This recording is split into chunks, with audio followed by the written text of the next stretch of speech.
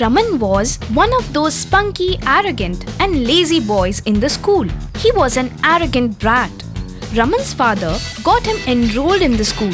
But whenever he went to school, it was his job to beat up the boys or pester girls.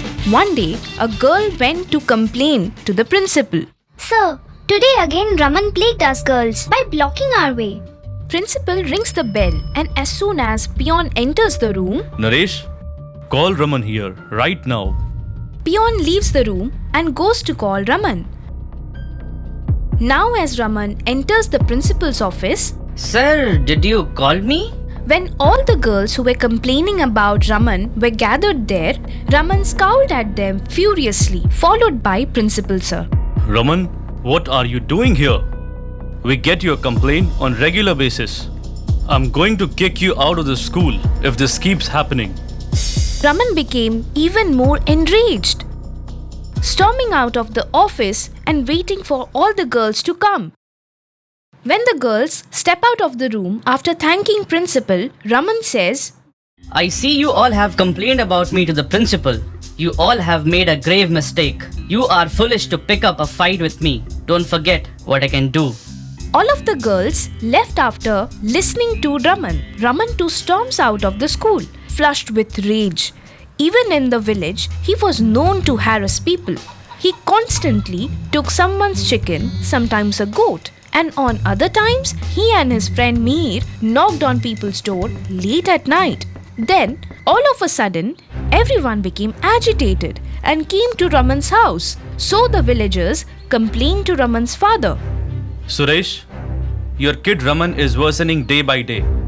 Just keep this in mind, that if Raman does anything wrong after today, we will throw him out of the village. Hey, look brother, I apologize on Raman's behalf. Please forgive him. I assure you, all that after today, Raman will never bother anyone and never let you down. And soon the villagers leave. But just as Raman returns home, Suresh whips up a stick and thrashes him black and blue. Raman asks his father in pain. Hey dad, but why are you hitting me? Why am beating you? The villagers want you to leave the village. I have never been at peace since you have came into the world. Get out of my house. I cannot take this anymore. Did you get that? Oh dear, no. You can't do this. He is our only son. Raman is now leaving his home. Raman was wandering through the jungle at that time when Raman notices something sparkling on the road. He walks towards it. As soon as Raman arrives there, his mouth is left hanging open. Raman notices a book on which a skeleton is made. Raman thinks to himself, Oh, this book is on black magic. I got it because I can now teach the villagers a lesson. Now Raman tries to open that book, but he fails. Raman thinks to himself,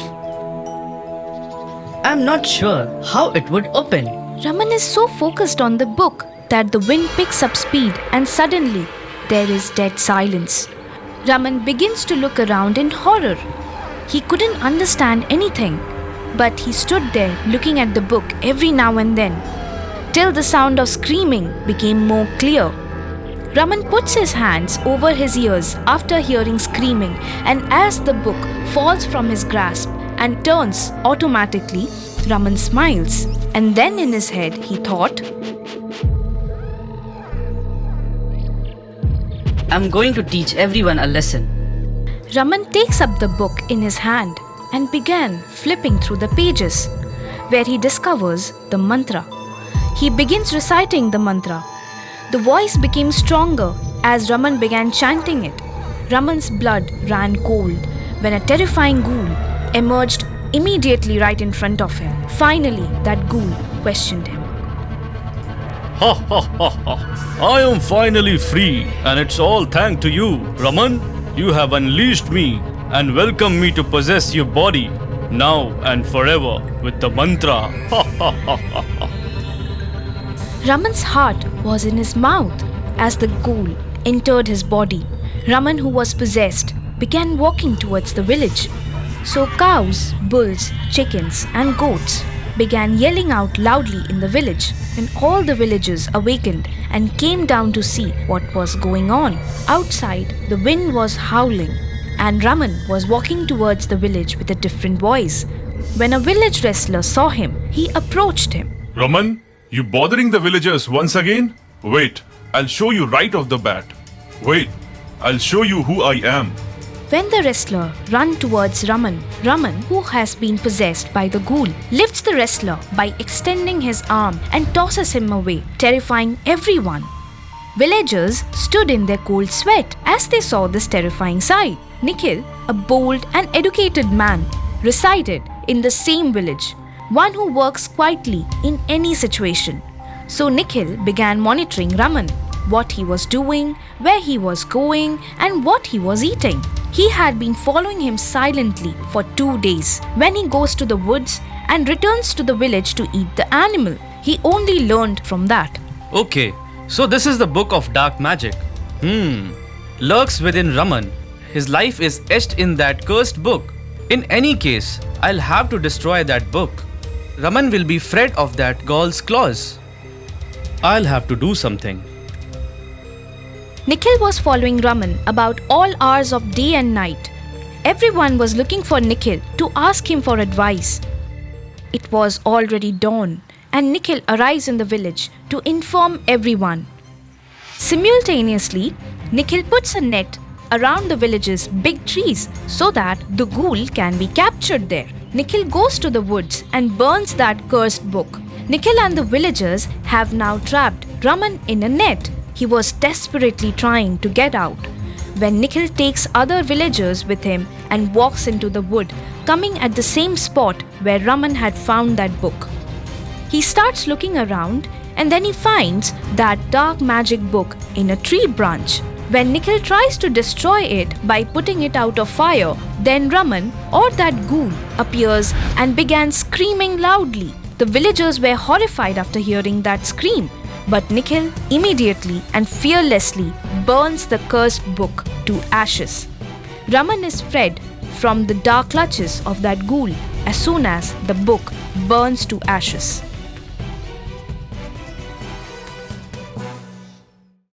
A village named Columbia was at a seashore. Everybody led a happy life. A fisherman named Shane used to live in the village with his wife Stephanie and his son Alex. Alex was a fat kid. Everyone in the village used to tease him by calling him Fatty. Alex did not care about this. He was a very lazy kid. One day, Shane got really sick and Alex was sleeping in the front yard. Shane told Alex, "For how long are you going to be asleep, Alex? I cannot go for fishing today. That's why you are going instead of me." The lazy Alex got really angry and said, What happened, Dad? The fishes aren't running away anywhere. I'll go when I complete my nap. The sun is already out. You won't find any fishes by afternoon. I am going, Dad. You want fishes, right? You just do your work. After finishing his nap, Alex goes to catch fish. But he got tired midway and sat below a tree to take rest. Due to the cold breeze, he slept there only. When he woke up in the evening, he ran towards the river and caught some fishes. Then he returned back home. They cooked those fishes and ate them, and there was nothing left for sale. He could not earn any money that day. This went on for days. Shane started to get worried. There was no money left in the house. One day, an unknown kid came to their house. Who are you, son? What do you want? My name is Devin. I'm here to meet my father. His name is Alex. Hey, kid. What are you talking about? I am not even married yet. What are you talking about, Dad? Mother has sent me here to talk to you. Why did you leave us and come here? What are you talking about? I will give you a tight slap if you say anything else. Leave this place right now. Hearing Alex's scolding, Devin started crying. Why are you yelling at him? He is a really small kid and he is just here to find an address. It means there is something going around. I already had a doubt in my mind. He is definitely involved with someone. Go get your wife. I don't have anybody else in this world apart from you. After saying this, Devin started crying loudly. Don't cry like this, son. Alex, take your son and give him a shower.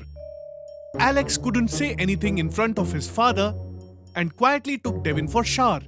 Afterwards, when he was going out to catch fish, Dad, I also like catching fish. Can I come along? Who are you calling your dad? I told you I'm not your father. Take him with you, stupid. He's a small kid. Just take him with you. Why are you making your son cry? Alex couldn't say a word in front of his mother. He took Devin to the riverbank. Listen, boy. I'm going to take a nap. If you like, you can catch fish with this net.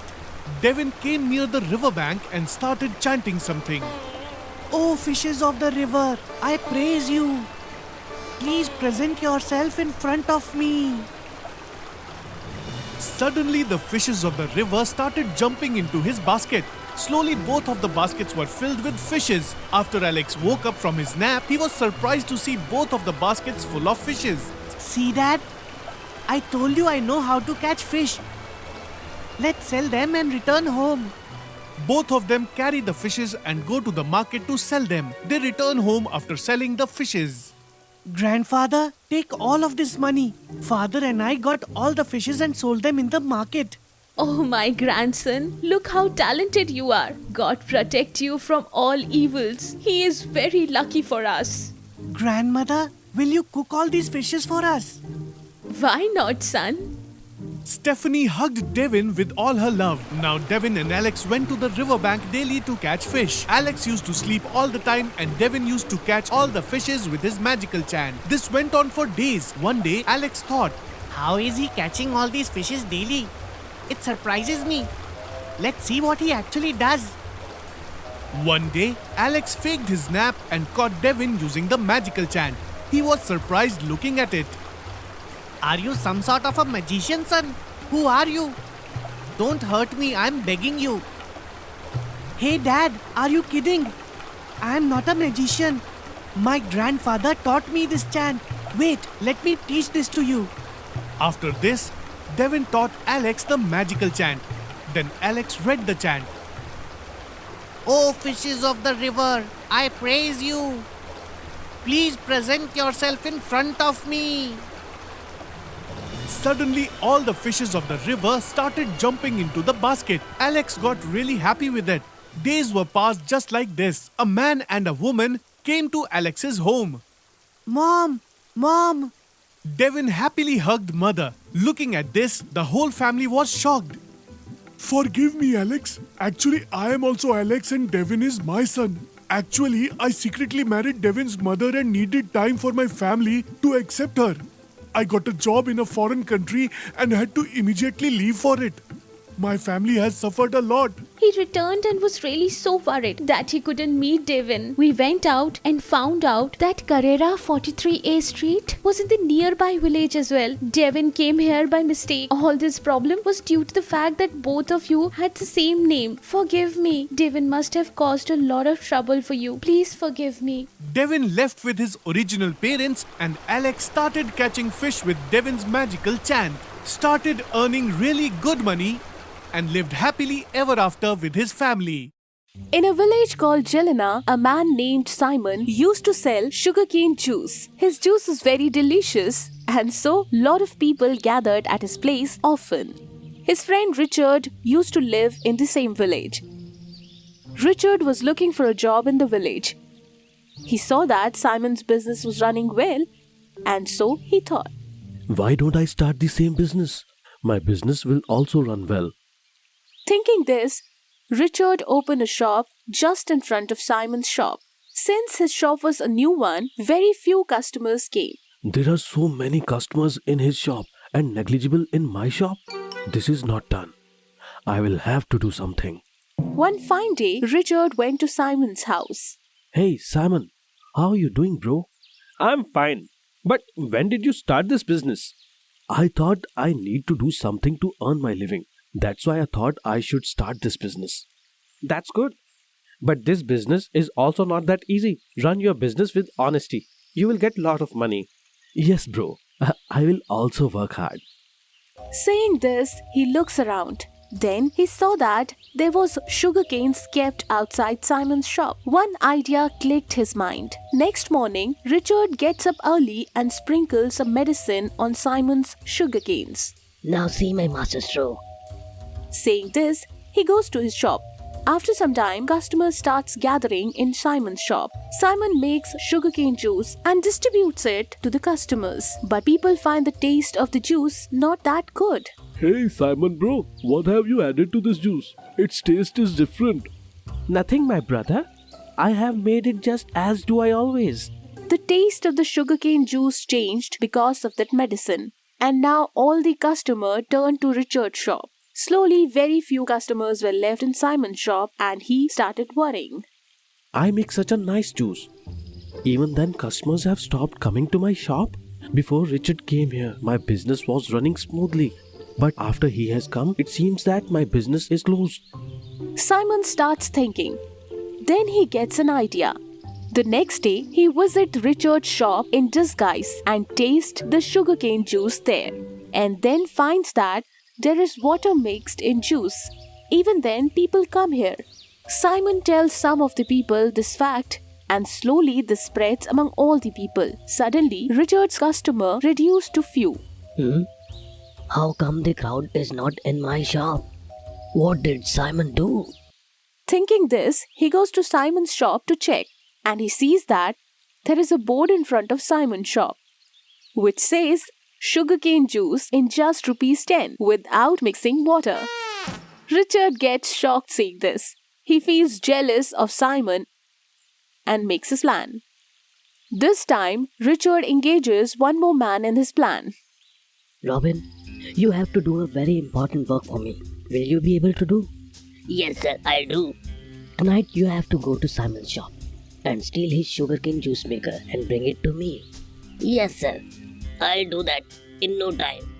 Robin steals Simon's sugarcane juice maker that night and keeps it hidden in Richard's house. Was the work done effectively? Yes, sir. I have done the work very neatly and I have put the machine here. The next day, when Simon goes to his shop, he finds that his machine is stolen. He has all his doubt on Richard. Simon goes to police and registers a complaint. Police checks in each place, but they couldn't find anything. Sir, is it possible that Richard did all this? We'll search his house. Everything will be sorted. Saying this, police arrives at Richard's house to search. Richard tells the police, Sir, I didn't do anything. Please trust me. No, we have to search your house. Police search Richard's house and they find Simon's sugarcane making machine hidden in a corner there. Police arrested Richard. Why did you do this to me? I was jealous of your business because my greed increased. That's why. Take him away, Inspector. Police arrested Richard and takes him away. Simon starts working with full sincerity and flourishes in his business. This story teaches us that we should never become greedy. Greed is bad.